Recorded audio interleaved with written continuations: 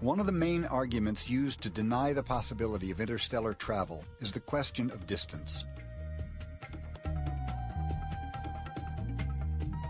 The closest star, Alpha Centauri, is 4.2 light-years away. If astronauts traveled to this star at the speed they reach the moon, it would take them roughly 100,000 years. Okay, make it smooth. Another major obstacle in obtaining interstellar travel would be the amount of fuel required. When you're driving a car, the amount of propellant you have to carry in your fuel tank is very small, just a few percent of the weight of the car.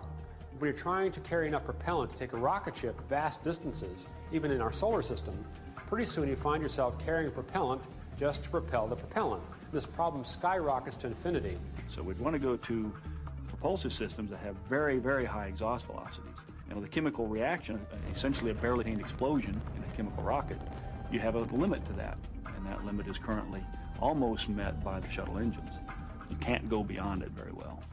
And so we have to go to some other kind of propulsive source.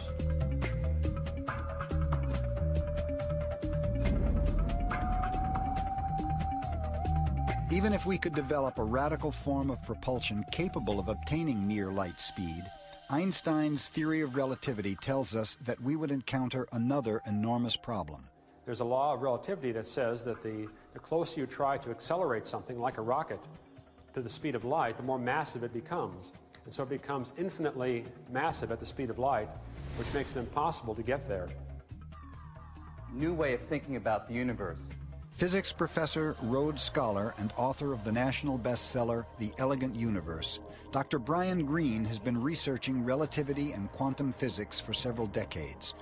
Dr. Greene brings up another problem with traveling near the speed of light. If astronauts one day go to the moon and beyond in ships that travel at a substantial fraction of the speed of light, when they return to Earth, relativity really tells us they will be in for a shock. Because while they may have thought a few months went by, they'll get back to Earth and they'll see that years and years, hundreds, perhaps thousands of years will have gone by. This is not science fiction. This is science fact. So the idea of traveling between solar systems in normal space, I don't believe is possible. We're going to have to invoke jump gates from Babylon 5 or warp drives from Star Trek. And of course, in 100 years, who knows what might develop. Although at present the solution to interstellar travel may sound like science fiction, a growing number of scientists are exploring radical new theories that may circumvent these obstacles. We're beginning to discover in theoretical physics that maybe our entire universe is just a subset of a much greater universe, a multidimensional universe that's being investigated in modern superstring and M-brane theory. In the context of those theories, there may be new possibilities to, so to speak, step outside of space-time, move somewhere else, and come back into our universe at some distant location. Einstein teaches us that the fabric of space can respond to its environment. It can warp and curve. And in fact, the equations of general relativity allow the fabric of space to have severe bends. So long as you distribute matter and energy in the appropriate way, you can bend space fairly significantly. So in principle, it's possible that if you want to go from one end of the universe to another, you don't have to travel all along the fabric of space. Maybe you can bend the fabric of space and then travel from here to here, very short journey by a shortcut, a wormhole.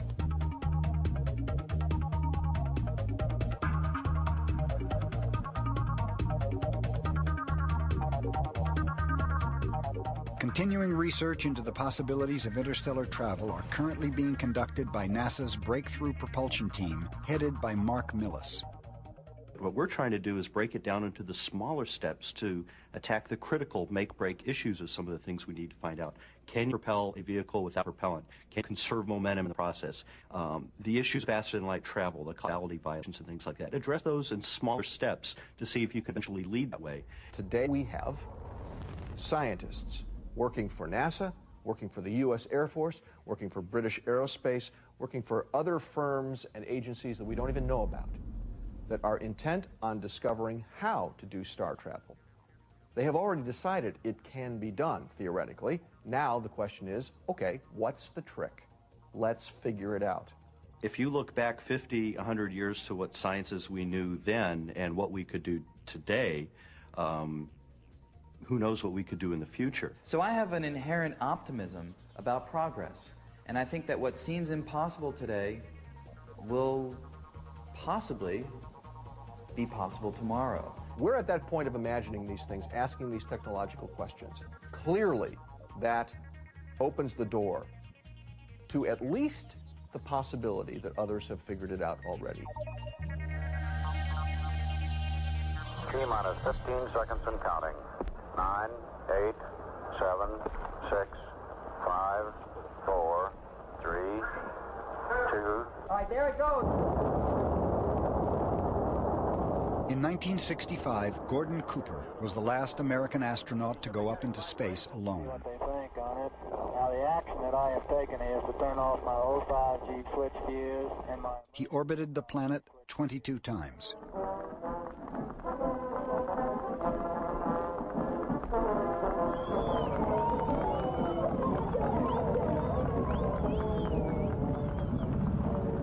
I think that those of you that know me know that I've always spoken honestly and straightforward to you.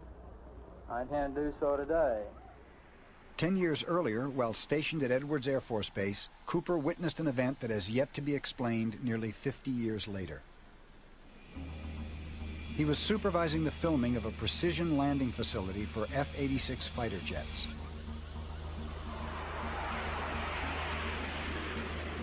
Suddenly, a saucer-like craft flew directly over the cameraman.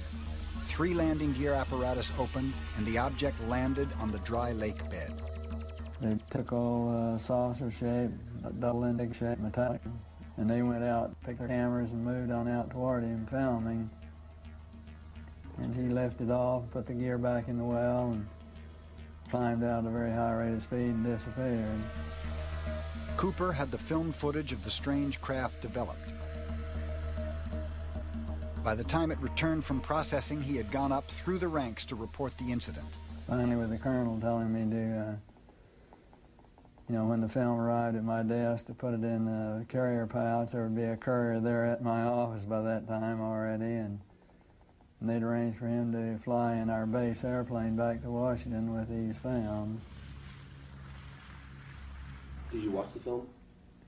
We didn't have a chance to run it. I had a chance to hold it up to the window and look at it. It was certainly a good film. After the developed film was sent by plane to Washington, it was never seen or heard of again. Did you ever keep in touch with anybody about it or discuss it? How would I keep in touch with anybody about it? There's no way within the military or within the government of keeping track of something that is classified unless you're directly involved in it, and I was not. Will you be ready? I went into space to learn about the universe we live in, to get new insights, to go beyond the boundaries of our known existence. Look okay? Apollo 14 astronaut and 6th man on the moon, Edgar Mitchell, states in his book, The Way of the Explorer, that he's never had first-hand experience with UFOs. However, he has met with credible professionals within 2 governments who have testified to their own first-hand experiences with close encounters during their official duties. The only people I know of that claim to have been in that position are former intelligence, military, and government people, and some contractor people, whose official duties in the early days were to investigate this and know about it. Those people were under, at that time, great restrictions and high security clearance that prevented them from telling the general public about it. What we photographed up there affected me for the rest of my life. In 1964, former U.S. Air Force Lieutenant Bob Jacobs was in the 1369th Photo Squadron at Vandenberg Air Force Base in California. He was in charge of photo-optical instrumentation at a tracking site in Big Sur, 124 miles away. His mission was to film an Atlas rocket go through all 3 stages of powered flight. This particular mission was part of the Nike Zeus objective for the development of an anti-missile missile during the height of the Cold War. All cameras rolled as they heard liftoff from Vandenberg over their radio.